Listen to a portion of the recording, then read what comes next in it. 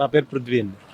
So ఇప్పుడు జరుగుతున్నటువంటి ఎన్నికల్లో తాడేపల్లిగూడెం నియోజకవర్గంలో ఎవరు గెలిచే ఛాన్స్ ఉందంటారు? తాడేపల్లిగూడెంలో ఇప్పుడు బాగా అభివృద్ధి అదే సచివాలయాలు కానీ ఇవన్నీ చేయడం వల్ల మన వైఎస్ఆర్సీపీఏ మళ్ళీ అధికారంలోకి వస్తారు.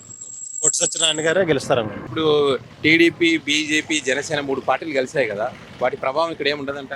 అంటే 3 కలిసినాయి కాబట్టి అంత అంటే ఏదో కొద్దిగా ఇంపాక్ట్ చూపించినా నీకు ఆఖరికి వస్తలోకి వైఎస్ఆర్సీపీదే పై చేయి అవుతుంది. ఇక్కడ ప్రభావం అయితే ఉండదంట. ప్రభావం అయితే పెద్ద ఉండదు. గెలిచేంత ఛాన్స్ ఉండదు.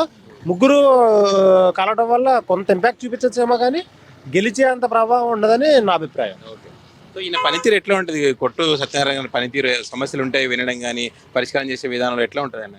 కొట్టు సత్యనారాయణ గారు పాపం ఏ సమస్య వచ్చినా సరే నాది అని పాపం మీద వేసుకుని ఏ సమస్య అయినా సరే నేనున్నానని భరోసా ఇస్తే మాత్రం ఖచ్చితంగా ఆ సమస్య కోసం నిలబడి పోరాడి సాధించుకొచ్చే మనస్తత్వం కొట్టు సత్యనారాయణ గారు.